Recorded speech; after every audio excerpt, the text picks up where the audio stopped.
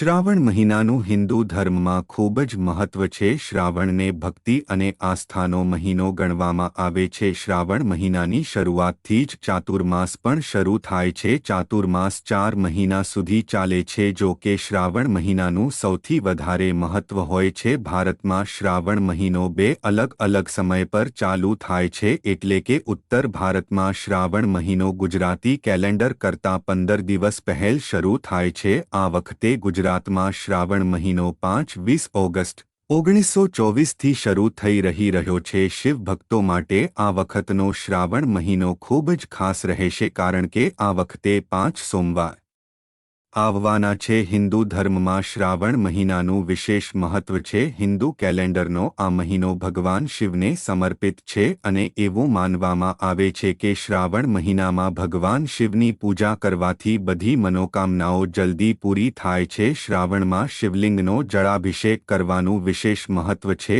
આ સિવાય શ્રાવણમાં ભગવાન શિવની પૂજા કરવા માટે શાસ્ત્રોના વિશેષ નિયમોનું પાલન કરવું પડે છે. શાસ્ત્રો અનુસાર શ્રાવણ મહિનામાં ગંગાજળ, બેલપત્ર, ધતુરા, ભાંગ, બોર, શમીપત્ર અને કાનેરના ફૂલ શિવલિંગ પર ચઢાવવાથી ભગવાન ભોલેનાથ જલ્દી પ્રસન્ન થાય છે. શાસ્ત્રોમાં ભગવાન શિવને પૂજા સામગ્રી અર્પણ કરવાની મનાઈ છે. આવી સ્થિતિમાં ભગવાન શિવની પૂજા અને તપસ્યામાં વસ્તુઓનો બિલકુલ ઉપયોગ ન કરવો જોઈએ. ચાલો જાણીએ શિવપુરાણ અનુસાર ભગવાન શિવની પૂજામાં કઈ વસ્તુઓ ન ચઢાવવી જોઈએ અને શા માટે. મિત્રો, વિડીયોની શરૂઆત કરતા પહેલા આપ સૌને ખાસ વિનંતી છે, જો તમે પણ ભગવાન મહાદેવના ભક્ત હોવ તો ચેનલને સબસ્ક્રાઇબ કરજો, લાઇક કરજો અને કોમેન્ટ બોક્સમાં જય ભોલેનાથ જરૂર લખજો. એક, ભગવાન શિવની પૂજામાં તુલસી વર્જિત છે. હિન્દુ ધર્મમાં તુલસીના છોડને ખૂબ જ પવિત્ર માનવામાં આવે છે અને પૂજા વિધિ એમાં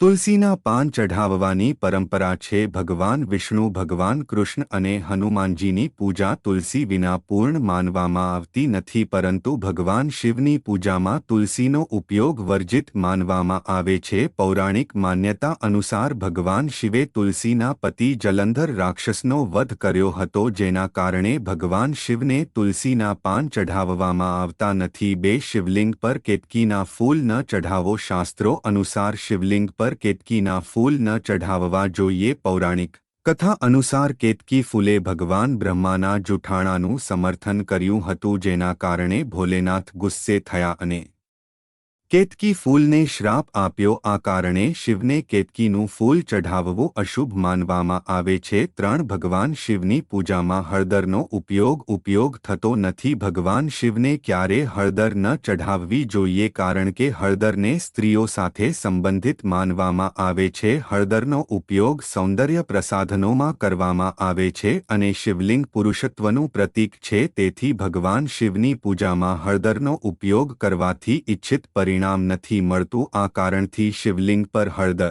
ચઢાવવામાં આવતી નથી. એવું પણ માનવામાં આવે છે કે હળદરનેની તાસીર ગરમ હોવાને કારણે તેને શિવલિંગ પર ચઢાવવી વર્જિત માનવામાં આવે છે. તેથી બેલપત્ર, ક્ષણ, ગંગાજળ, ચંદન, કાચું દૂધ જેવી ઠંડી વસ્તુઓ ચઢાવવામાં આવે છે. 4, શંખ વગાડવો અને શંખમાંથી જળ અર્પણ કરવું વર્જિત છે. ભગવાન શિવની પૂજામાં શંખનો ક્યારે ઉપયોગ થતો નથી. અન્ય દેવી દેવતાઓને શંખથી અભિષેક કરી શકાય છે, પરંતુ શિવલિંગ પર ક્યારે શંખમાંથી જળ અભિષેક ન કરવો જોઈએ. એવું કહેવાય છે કે પ્રાચીન સમયમાં ભગવાન શંકરે શંખચૂર નામના રાક્ષસનો વધ કર્યો હતો અને એ જ રાક્ષસમાંથી શંખનો જન્મ થયો હતો. તેથી ભગવાન શિવની પૂજામાં શંખ વગાડવો અને તેમાંથી જળાભિષેક કરવું વર્જિત માનવામાં આવે છે. 5, કુમકુમ અથવા સિંદૂર. ભગવાન શિવને ક્યારેય પણ મેકઅપની વસ્તુઓ, ખાસ કરીને સિંદૂર અને કુમકુમ ના ચઢાવવું જોઈએ. વિવાહિત મહિલાઓ તેમના પતિના લાંબા આયુષ્ય માટે પ્રાર્થના કરવા માટે સિંદૂર લગાવે છે. જ્યારે ભગવાન શિવને વિનાશકના રૂપમાં પણ પૂજવામાં આવે છે, તેથી ભગવાન શિવને સિંદૂર ચઢાવવામાં આવતું નથી, પરંતુ માતા પાર્વતીને સિંદૂર ચઢાવવામાં આવે છે. 6, તૂટેલા ચોખા. શિવપુરાણ અનુસાર ભગવાન શિવને અક્ષત અને ધોયેલા ચોખા અર્પણ કરવાથી ઉપાસક લક્ષ્મી પ્રાપ્ત કરે છે. તૂટેલા ચોખાને અપૂર્ણ અને અશુદ્ધ માનવામાં આવે છે. તેથી તેને ભગવાન શિવને અર્પણ કરવામાં આવતા નથી. ભગવાન શિવને ભાવ ભક્તિ સાથે વસ્ત્ર ચઢાવી તેના પર ચોખા રાખીને સમર્પિત કરવું વધુ ઉત્તમ માનવામાં આવે છે. 7 નારિયેળ. પૌરાણિક માન્યતાઓ અનુસાર તમે શિવલિંગ પર નારિયેળ અર્પણ કરી શકો છો, પરંતુ તમારે ક્યારેય શિવલિંગનો નારિયેળ જળથી અભિષેક નથી ન કરવો જોઈએ. વાસ્તવમાં નારિયેળને દેવી લક્ષ્મીનું પ્રતીક માનવામાં આવે છે. માતા લક્ષ્મી ભગવાન વિષ્ણુનું શ્રેષ્ઠ અર્ધ છે અને નારિયેળને શ્રીફળ પણ કહેવામાં આવે છે અને તેને માતા લક્ષ્મીનું સ્વરૂપ માનવામાં આવે છે. તેથી ભગવાન શિવની પૂજામાં તેનો ઉપયોગ થતો નથી છે. 8 તલ. ઘણા લોકો પાણી કે દૂધ ચઢાવતી વખતે તેમાં કાળા તલ મિક્સ કરે છે. તલના બીજ ભગવાન વિષ્ણુના મેલમાંથી ઉત્પન્ન થયા હોવાનું માનવામાં આવે છે અને તે શનિદેવ અને પિતૃઓને જ અર્પણ કરવામાં આવે છે. તેથી તેને ભગવાન શિવને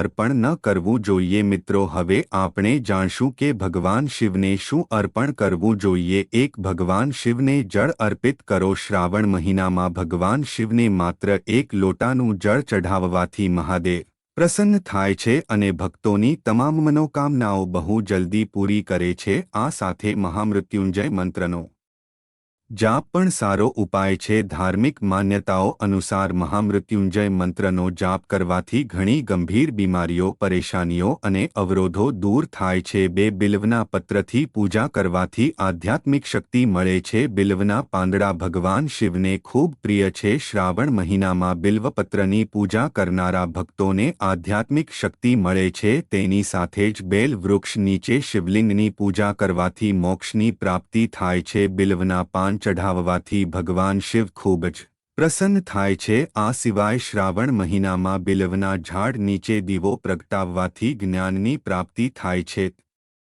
રણઘરમાં સુખ શાંતિ માટે ભગવાન શિવને ધતુરા અર્પણ કરો. ધતુરા ભગવાન શિવને ખૂબ પ્રિય છે. ઘરમાં સુખ શાંતિ જાળવી રાખવા અથવા ધન સંપત્તિ વધારવા માટે ભગવાન શિવને ધતુરા અર્પણ કરો. આ સાથે તેનાથી ઘર અને પરિવારમાંથી નકારાત્મક ઉર્જા પણ ઓછી થાય છે. ભગવાન શિવને ધતુરાનો છોડ અથવા પાન અર્પણ કરવાથી તે પ્રસન્ન થાય છે. 4. ભસ્મનું તિલક લગાવવાથી સમાજમાં માનસન્માન વધે છે. શિવપુરાણ અનુસાર આવી ભસ્મ ધારણ કરવાથી વ્યક્તિનું આકર્ષણ વધે છે, સમાજમાં માનસન્માન મળે છે. તેથી ભગવાન શિવને ચઢાવેલી ભસ્મનું તિલક લગાવવું જોઈએ. 5. શિવલિંગ પર ચંદન ચઢાવવાથી સુખ સમૃદ્ધિ આવે છે. ભોલેનાથને ચંદન ખૂબ જ પ્રિય છે. શિવલિંગ પર ચંદન લગાવવું ખૂબ જ શુભ માનવામાં આવે છે. એવી માન્યતા છે કે શ્રાવણ મહિના દરમિયાન શિવલિંગ પર ચંદન લગાવીને તેની પૂજા કરવાથી સુખ સમૃદ્ધિ મળે છે.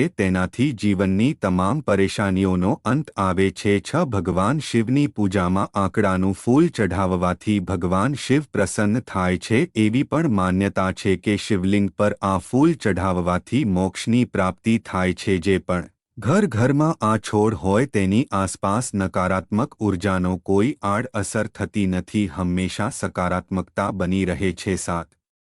શિવલિંગ પર ભાંગ ચઢાવવાથી ભગવાન શિવ પ્રસન્ન થાય છે. એવું માનવામાં આવે છે કે ભાંગથી ભગવાન શિવની વ્યાકુળતા દૂર કરી હતી. આથી ભગવાન શિવને ખૂબ પ્રિય છે. શિવલિંગ પર ભાંગ ચઢાવવાથી ભગવાન શિવ ખૂબ જ પ્રસન્ન થાય છે અને તેની સાથે જ શિવલિંગ પર ભાંગ ચઢાવવાથી આપણા તમામ પાપ અને બુરાઈઓ દૂર થઈ જાય છે. 8. રુદ્રાક્ષમાં દુર્ભાગ્યને સૌભાગ્યમાં પરિવર્તિત કરવાની શક્તિ છે. પુરાણોમાં માનવામાં આવે છે કે ભગવાન શિવના આંસુથી જન્મેલા રુદ્રાક્ષમાં દુર્ભાગ્યને સૌભાગ્યમાં પરિવર્તિત કરવાની અપાર શક્તિ છે. તે માત્ર ભગવાન શિવને જ ચઢાવવામાં આવતું નથી પણ તેને પહેરી શકાય છે. તેને ધારણ કરવાથી તમામ સમસ્યાઓ, રોગો, દુઃખ અને જીવનના ભયથી મુક્તિ મળે છે. 9. શિવલિંગ પર દૂધથી રુદ્રાભિષેક કરો. માન્યતા અનુસાર શિવલિંગ પર દૂધથી રુદ્રાભિષેક કરવાથી વ્યક્તિની તમામ મનોકામનાઓ પૂર્ણ થાય છે. જ્યોતિષ શાસ્ત્ર અનુસાર સોમવારે દૂધનું દાન કરવાથી કુંડળીમાં ચંદ્ર બળવાન બને છે. શ્રાવણ માસમાં ભગવાન શિવને દૂધથી જલાભિષેક કરવાનું વિશેષ મહત્વ છે. 10. શિવલિંગ પર આ